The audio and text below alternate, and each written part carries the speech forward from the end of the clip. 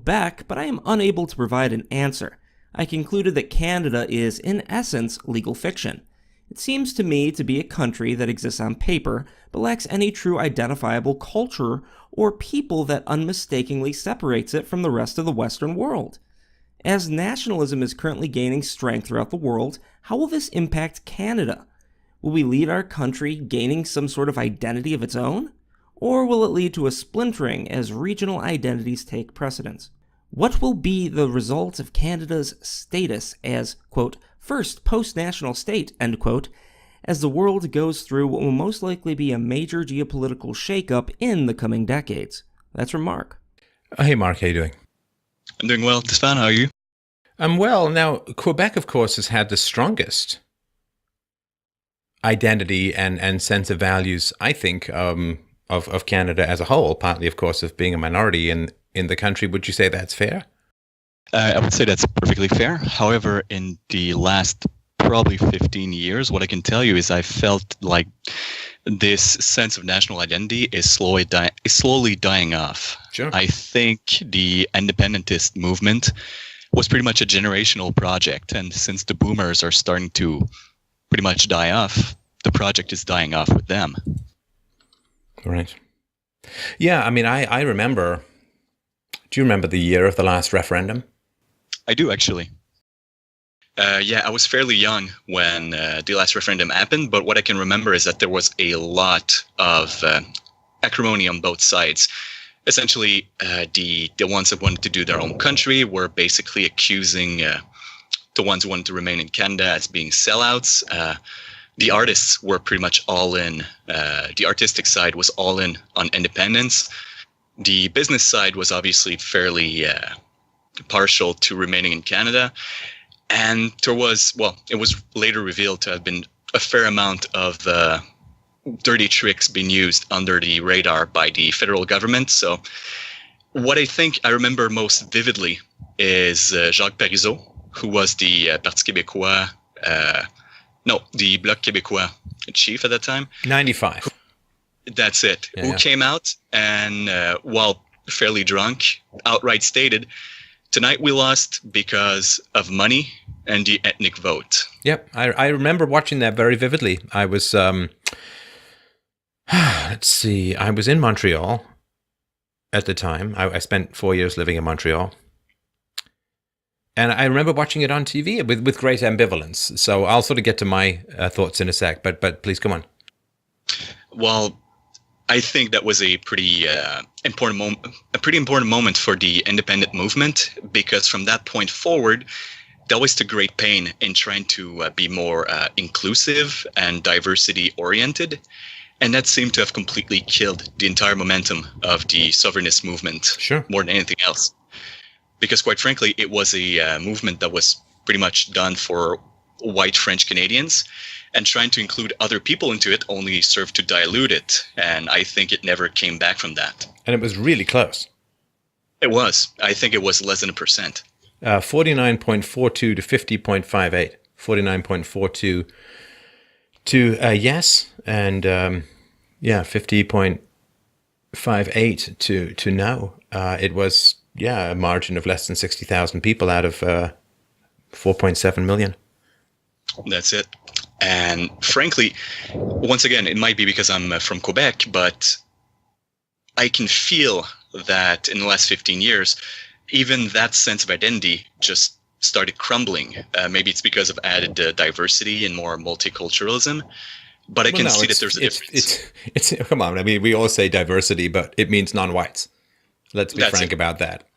I mean, nobody says, we're bringing a lot of people, white people from Belgium, that adds to our diversity, or we're bringing in a lot of people from Poland, that adds. It always and forever means non-whites. That's what diversity means. And this is, I'm not trying to do anything other than be very frank about what the word actually means. Europe is very diverse. Europe is look at how women are dressed across Europe versus how women are dressed across the Middle East. Europe is incredibly diverse. Different languages, different cultures, different religions, different histories, different dress, different music, different dances, different everything. Europe is incredibly diverse. And what does everyone say? Europe needs diversity. Well, what does that mean? It means Europe needs non-whites. That's all it means. Diversity means non-whites in general displacing whites. I mean, I don't mean to be shocking if you've not heard this before, but let's be frank about what it means. Oh, no, I totally agree. Plus, I actually lived in one of Montreal's most ethnic neighborhoods for quite a while, Ville Saint-Laurent. And frankly, what I saw was that these people simply were not Canadians. Their values were very, very different from ours. And they didn't really make any kind of effort in assimilating, in the sense that they always lived in their little ghettos and their little neighborhoods where they would all congregate with more or less the same ethnic identities, and they weren't really interested in going outside. So from a nation building perspective, it's a complete failure because there's no general identity. Sure. Well, when a country is starting, particularly the countries in the New World, you are getting the most entrepreneurial and ambitious, or desperate, whether those are the same things or not is a question for another time. But you're getting the smartest, most ambitious, most desperate people who are all white coming to your country. And so there's a certain amount of just values. Like if you have an entrepreneurs conference, then you're going to get a whole bunch of entrepreneurs and they're going to have similar values, i.e. they like being entrepreneurs, they don't want to work for other people. And so there was a kind of self-selection that was going on, and it was very explicit. In America in particular, very explicit. They said, we only want white people, and we're not even sure about those Catholics. And those Germans, I don't know, like we want Protestant people from England, hopefully, white Protestant people from England. That's how America was founded, and that's what they wanted. And of course, you had to be a rich, well, at least a decent landowner to participate in government, with the basic idea being that how can you vote objectively about property unless you actually have some property, right? That sort of makes sense, right?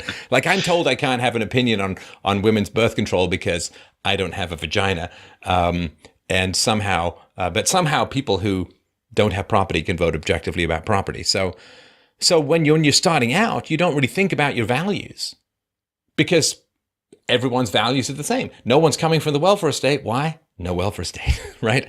Everybody's Christian who comes because, it's the 16th, 17th, 18th century, and everyone's Christian to begin with.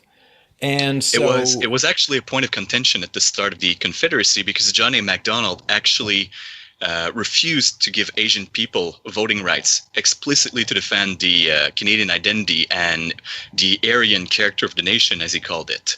So that was actually a concern they had way back in the late 19th century. Sure. Well, mid 19th century. A friend of mine came back from Jamaica not too long ago and said he had a long conversation with his Jamaican guy. And the Jamaican guy was railing against the Chinese. The Chinese come, I'm not going to try and do the accent. I done Elvis, I got to Jamaican. But they, the Chinese, they come to Jamaica and they bought this up and they bought that up, and we need to find a way to keep them out. They're taking over the island. We've got to stand together, he said to my friend from Canada who was in Jamaica on vacation. And it's like, that's interesting. So he can say that we want to keep Jamaican black, we want to keep Jamaica ethnically the same, and Jamaica's like, 97% black or whatever, right? And we got to keep those Chinese out. And I've yet to see one single mainstream media outlet. Well, first of all, I've yet to see one mainstream media outlet say anything about the incredible decision that CNN made to threaten someone with doxing for exercising that is First Amendment rights. Completely baffling. Have you seen anything about it? I checked out the Canadian media a little bit here and there. Now there's a rather interesting series of pictures about some mom whose son wanted to dress up as a drag queen, and she posted pictures of him in full makeup. Yeah, that's never going to come back to haunt him. It's like these women have no idea what it's like to be a guy. Anyway, but so nothing in the Canadian media about this incredible stuff going on with Project Veritas, James O'Keefe, and all this stuff going on with the doxing threats and all of that. I mean, nothing in the Canadian media. I mean, this is like, it's absolutely totalitarian. And then they wonder why they need state assistance in order to stay competitive. Because, it's just, actually offering information as an information outlet, that would never be good for their market share. If you listen to the CBC, you're like in a completely different universe from reality. But yeah, nobody's writing there and saying, I can't believe how racist those Jamaicans are against the Chinese. I can't believe that these Jamaicans want to keep Jamaica ethnically pure. Because, see, they're not white, so they can have in-group preference. They're not white, so they can have pride in their ethnicity and culture. Because nobody wants a bunch of stuff from Jamaicans, so, you don't have to hit them with the supremacist label every time they even think about having an in-group preference. But anyway, so when you start out, you don't need to think about your values because your values are handled by the circumstance of the country, by how difficult it is to get there, by what kind of people want to come there, and by an immigration policy that's fairly specific to those kind of people. Who wants to come and work on a farm in the middle of Saskatchewan, or not even work on a farm, come to a wilderness in the middle of Saskatchewan and carve out 40 acres with their bare hands and, half a blunt axe? I mean, it's horrendous, right? Anyone who's, I've done, because I was, gold panner and prospector and claim staker and all of that up north after high school for quite a while. If you've not worked in the wilderness, you just don't understand what kind of people come to a new land. So this Canadian values were formed by the people who came here, by the environment, by the kind of people who came here, by the ethnicity, by the religion, by the culture, and by the necessity for hard work. And when I came to Canada first, 1977, we couldn't afford to fly to Toronto. We flew Icke. We flew from London to New York, and then we took a bus up to Toronto. And I actually lived in Whitby for the first couple of months, and I was put in grade 8, and I came to Toronto. I was put back in grade 6, so a big mess. Anyway, but when I first came to Canada, I remember being both impressed and alarmed at how earthy and tough-minded Canadians were. Canadians got this reputation of being nice, but they're only nice because everyone's ferocious in Canada. Like, you step out of line, they're pretty pissed off. You don't work, you don't, like the Amish, you don't show up to help people build the barn, you're never going to get invited anywhere for the next 20 years, right?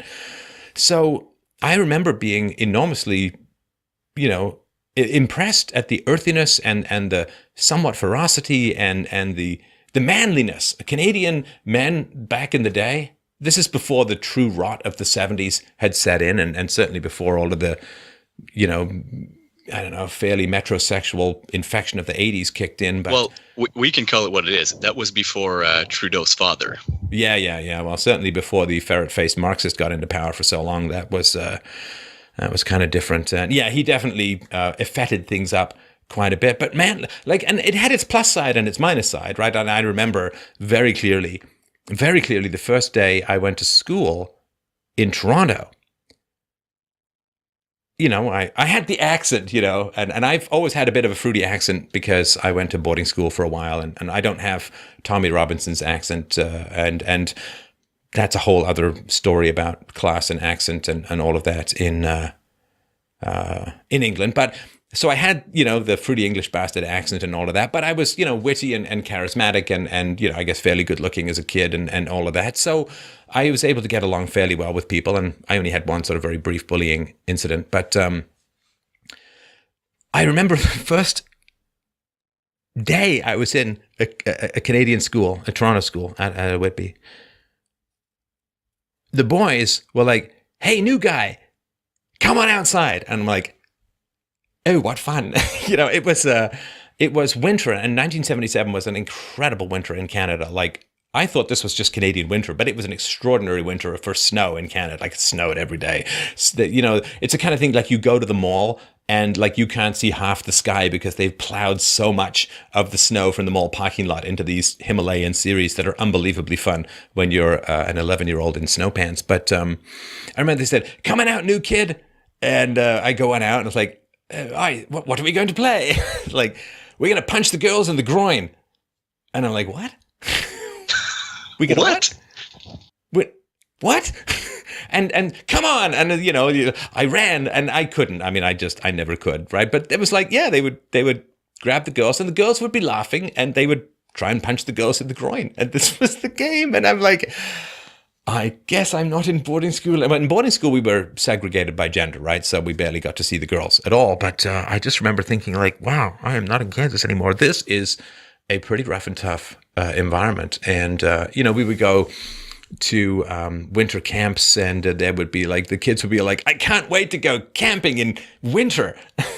And it's like, and there was a choice. Like, you could go or you could not go. And I still have I ended up camping a lot inadvertently, so to speak, when I was doing the aforementioned gold panning and all that. But I remember be like, "Hey, new guy." Well, I wasn't the new guy, Ben. "Hey, Steph, let's all go camping. It's January." It's like I would rather chew my own legs off, with a nail file. And so I stayed back with all the kids who had allergies and asthma. We played cards and it was great.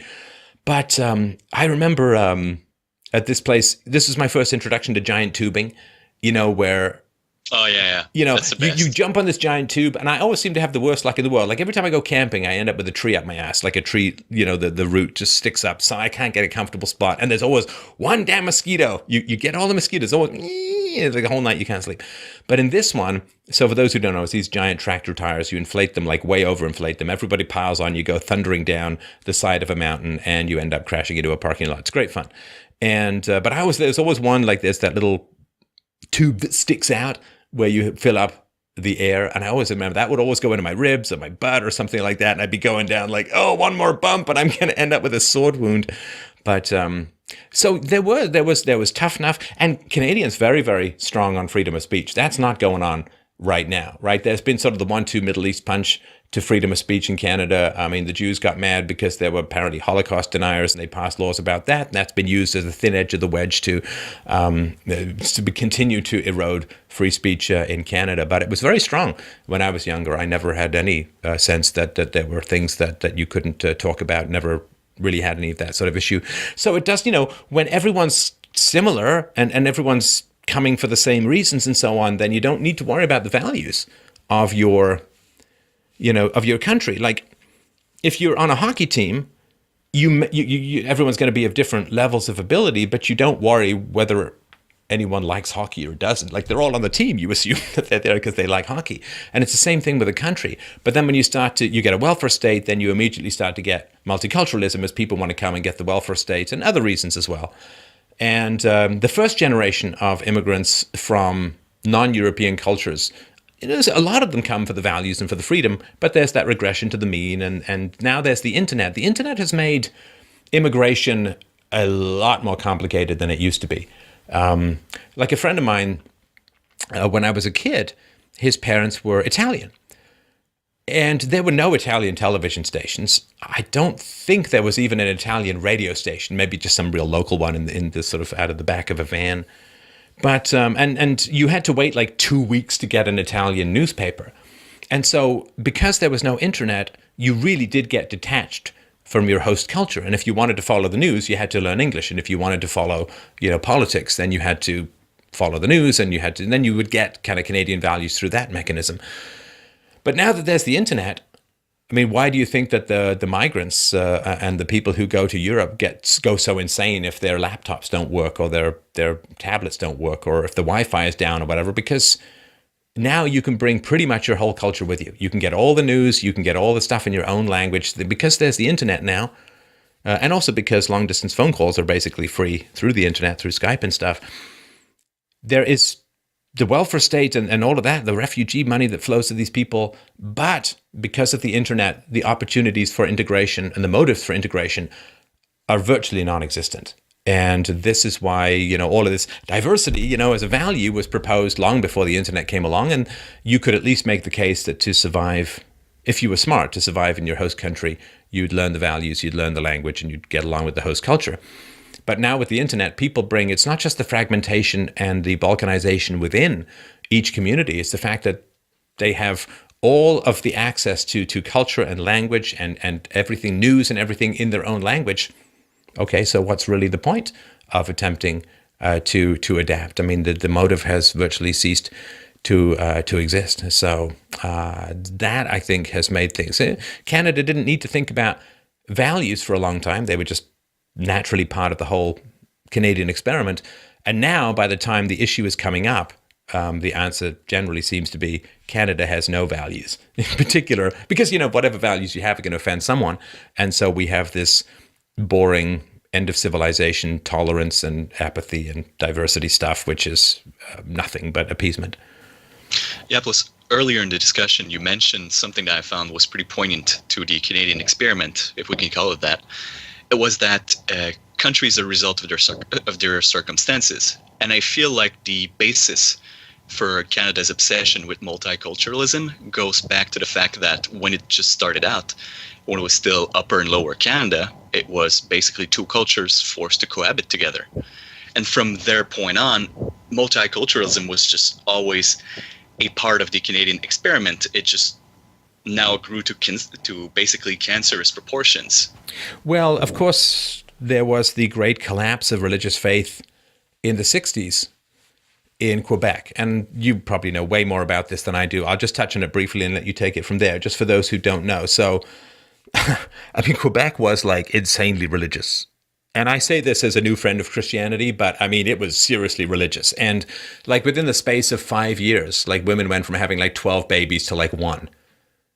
And there are, at least there was when I lived in Montreal, there were subway stations named for known virulent Catholic anti-Semites.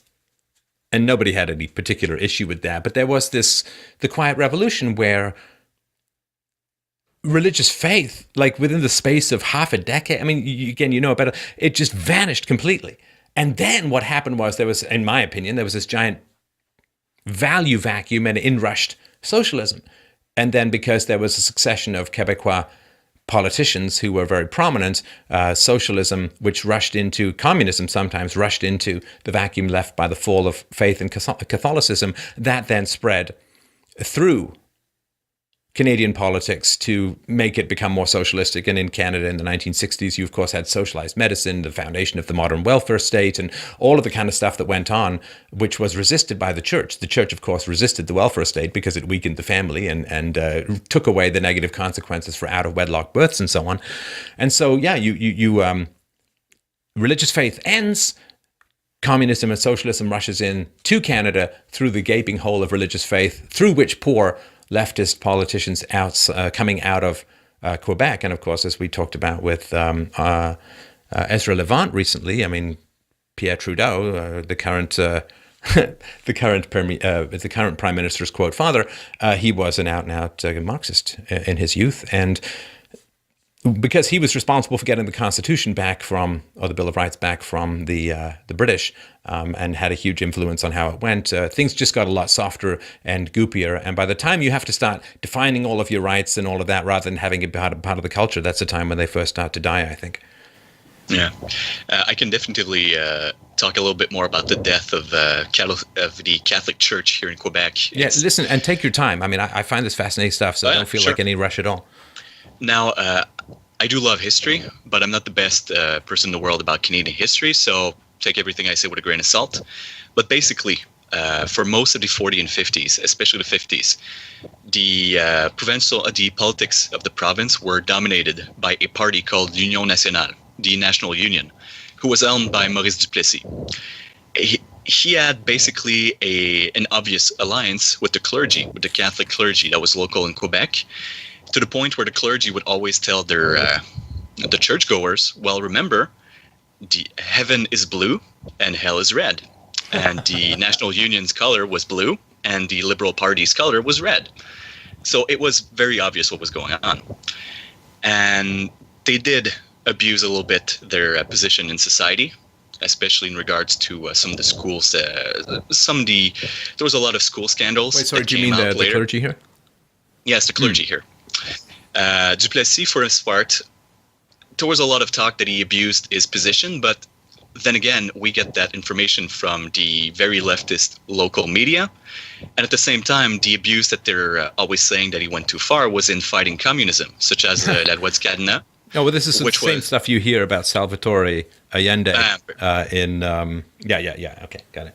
That's it. And it was always anti-union and everything like that. And of course, the left is very pro-union. And what happened is that I think in 59 or in 60, Duplessis died. And at that point, the National Union was basically a one-man party. So when he died, his entire party crumbled and the Liberal Party took over from the vacuum. And when that happened, the Catholic Church lost a lot of power because they had invested a lot of their influence into the political games of the National Union, which is one of the reasons I think religion should stay so far away from politics, because once you start getting embroiled into the temporal powers, of course, at one point you're going to be on the wrong side, and then, I mean, you're just going to get fucked by the whole situation. Well, but the counterpoint would be that once religious values leave politics, you get this leftist blasé multiculturalism, which often leads to the death of your society. So I agree, state and religion should be, but when politics is uninformed by religious values, it tends to collapse into materialism and greed and a lack of respect for cultural values of any kind. I agree. I was talking about that to one of my friends. She's from Algeria, and I'm trying to explain to her the kind of cultural malaise that's going on here. And I was explaining to her, sure. She told me, well, you guys don't practice any kind of religion anymore. And I said, sure. But our entire society's culture is based on those religious values. And if you take away the foundation, the whole structure crumbles. And to get back to Quebec's history, essentially what happened at that moment is that the union movement and the nationalist movement used to be very pushed, very propelled by the Union Nationale, by National Union and Duplessis. He was the one, for instance, who came up with Quebec's flag. He was very in your face with the federal government. He was pretty much the one who, in a certain way, supercharged Quebec's pride and nationalism. Oh, and just for those who don't know, Daughters of the American Revolution has nothing on the pur lin idea, like the pure wool. Like, are you one of the original settlers? Can you trace your lineage back? I mean, that used to be very, very important in Quebec. Yes, to the point where there's a lot of open scorn to French people here. We even just call them des estis français, just like fucking French. Because, they're French, but not the good kind. You see the type of thing. And so when this nationalism was all of a sudden found rudderless without being attached to the L'Union Nationale, what happened was that it was essentially taken over by Marxists, to the point where the FLQ, which is the Front de Libération du Québec, a terrorist organization that used bombings to push forward the cause of Quebec's independence. Well, they kidnapped politicians, and they killed one, right? Yep. Yes, they kidnapped Pierre Laporte, who was a liberal politician, and they killed him. And when they released their manifesto to the media, it explicitly called for the creation of a Quebec Marxist-Leninist state.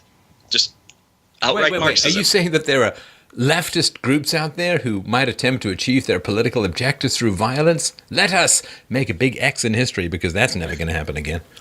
Of course. I mean, when would that ever happen in the past or in the future?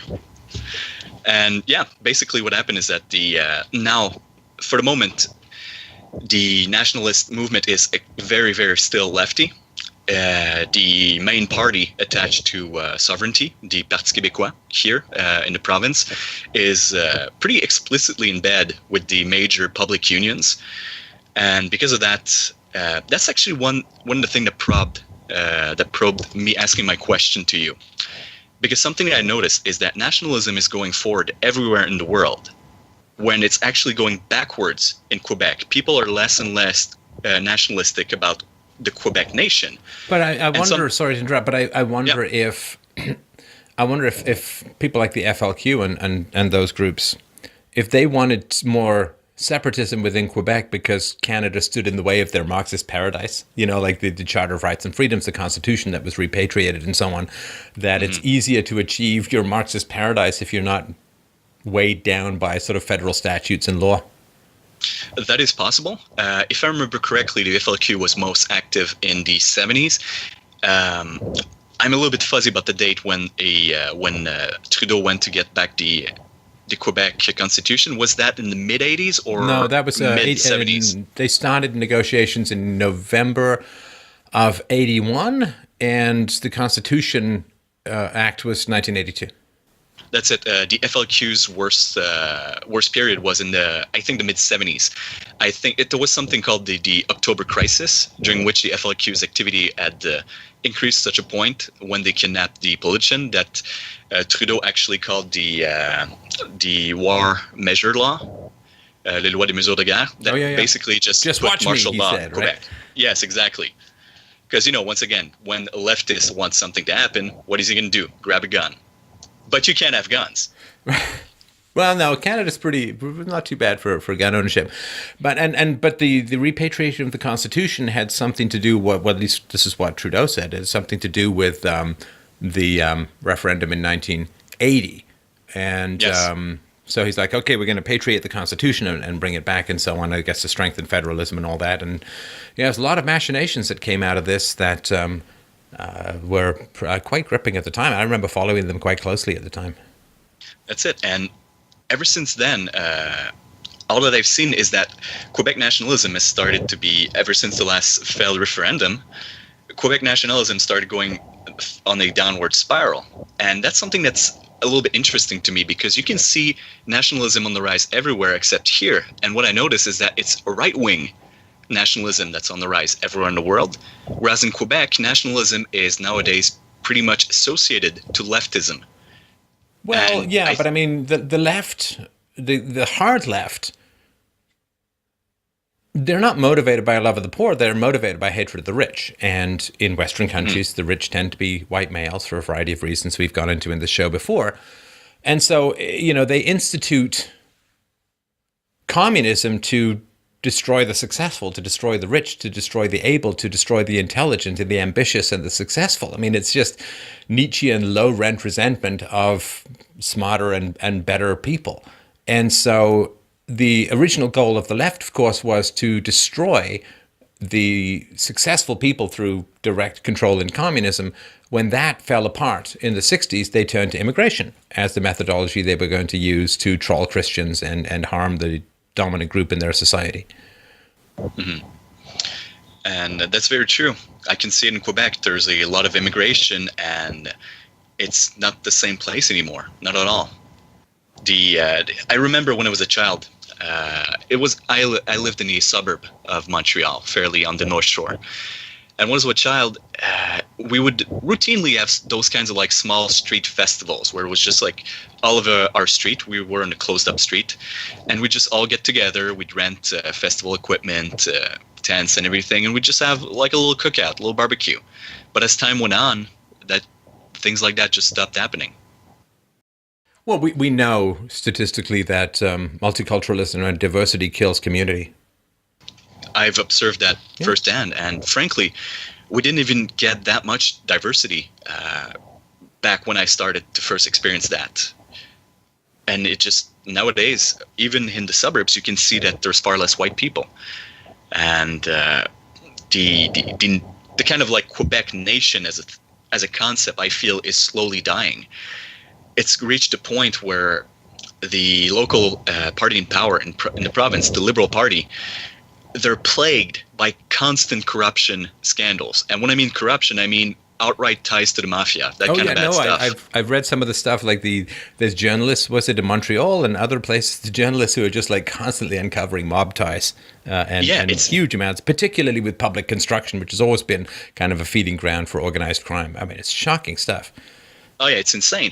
And despite all of that, the other parties are completely unable to dislodge them, because the biggest other party is attached to the sovereignty movement.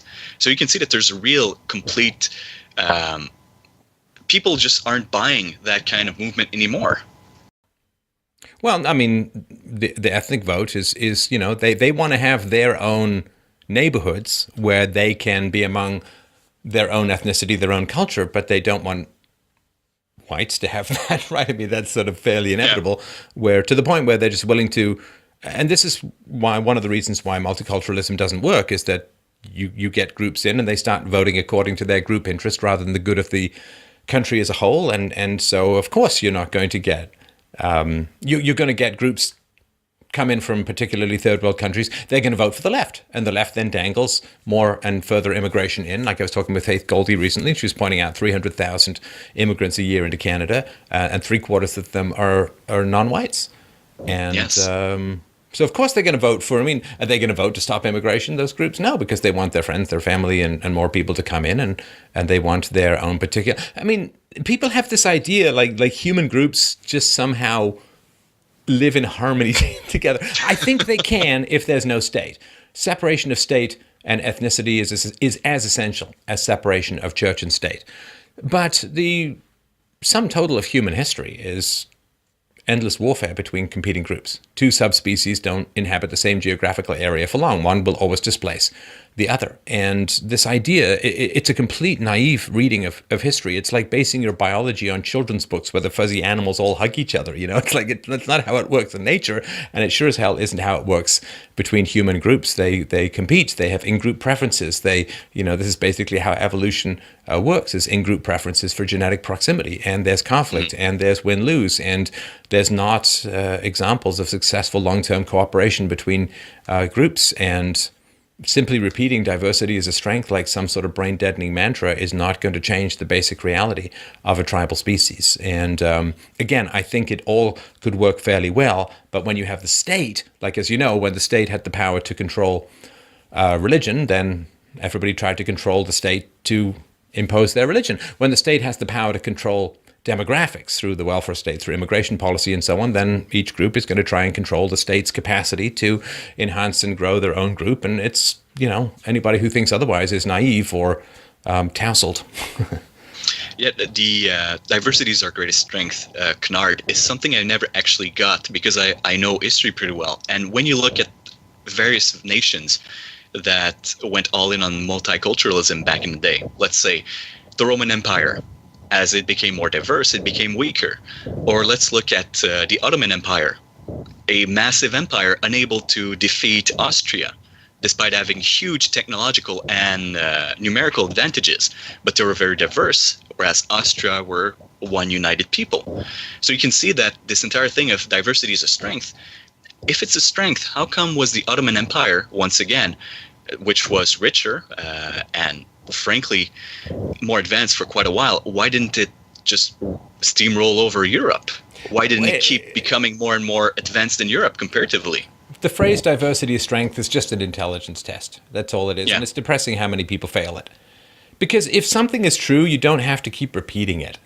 I don't start off every show with, yep, still bald. I mean, if something's true, you don't have to keep repeating it over. Repetition is for things that aren't true. You don't, I hope 2 and 2 is still 4 today. I better check. I better repeat, chant that to myself in the mirror, like that old Stuart Smalley character from, I think it was Saturday Night Live. I'm good enough, I'm smart enough, and gosh darn it, people just like me. You have to repeat that to yourself in the mirror every morning because no one likes you. I mean, they like the guy even less now that he's become a politician from hell. But so this, diversity of strength, got to repeat it. Why do you have to repeat it? You don't see politicians going up to the podium every day and say, Google is a valuable company, Amazon makes money, things that are true that, whatever, books can help you be smarter. Typing is a useful skill. Things that are true, more or less, so you don't need to constantly repeat them. We still have currency. That's good. So it is funny, it's just why do you need to smart people know that people repeat stuff because they don't believe it and it's not true. And it's the old proverb that a big lie repeated often enough people start believe it. Well, yes, but unfortunately, if something isn't true, reality is constantly denying it, right? You have to go to college or you'll never get a good job. Well, no, that's not true. In fact, going to college will probably prevent you from getting a good job because you won't be able to negotiate because you'll be too full of student debt. So I think that it's just an intelligence. People who are desperate to believe stuff that's not true constantly need to go back to the well of repetition, right? Your body runs out of water, so you got to go drink some more water. And, reality keeps denying your lies, so you have to keep going back for reinforcement. And so whatever people just repeat over and over and over again, it's not true. It's not true. You don't sit the world still a sphere this morning. You have to repeat diversity. Diversity is a strength. The world's still a sphere. Stars are bright. Night is dark. Stars are bright. Clouds are high and the ground is low. You don't need to repeat two stuff. Well, sometimes you do need to repeat the Earth is round thing. I mean, I heard your interview with the flat earther. Sometimes you need to repeat it. It seems. Well. Yes, but that's another kind of intelligence test now, isn't it? So that's very true. Yeah, no, it is. So, and there's estimates that since the 19th century, we've lost two standard deviations of IQ points in the West. There is 5 to 6 IQ point drop in France for obvious reasons over the last